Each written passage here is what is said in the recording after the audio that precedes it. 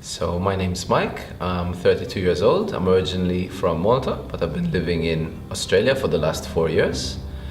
I did my Hatha Yoga Teacher training last year, 2017 batch.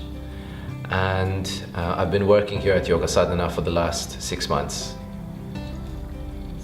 So the reason I decided to work with Yoga Sadhana was I already had a relationship with Abhishek. He was the first Hatha Yoga teacher I ever met. I did my first Hatha Yoga program, which was Angamardana, back in, I think it was around 2014. I'm not sure exactly. But I respected him as a teacher. And when I finished my training, I was looking to get some experience. So I wanted to start teaching.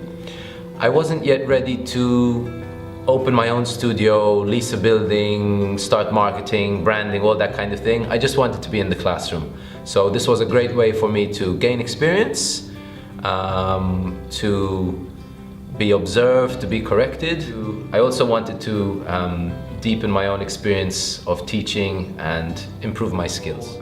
Since I've been here, I've been teaching, I've been guiding, I've been demoing.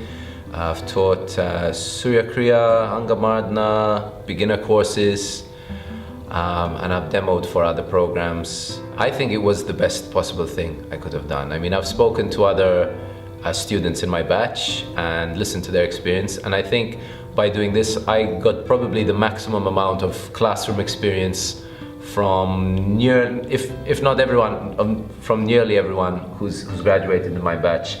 Because a few people who are organizing their own courses were doing, you know, a class here and there, or maybe but I was in the classroom nearly every day, almost every day. I've always had trouble when it comes to memorizing, so the most difficult aspect of the course for me was the memorizing all the notes, the instructions, the studying.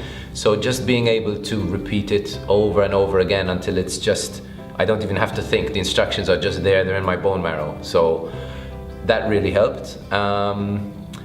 And also just being in the class so much so that it's just become second nature. So I had experiences where I would be teaching a class, but it was just like I wasn't there. I was just like, you know, I was just sitting and the class was just happening, almost like a spectator, but I was conducting the class. At the beginning, I was very self-conscious. I was thinking of myself and what I'm saying and what I'm doing.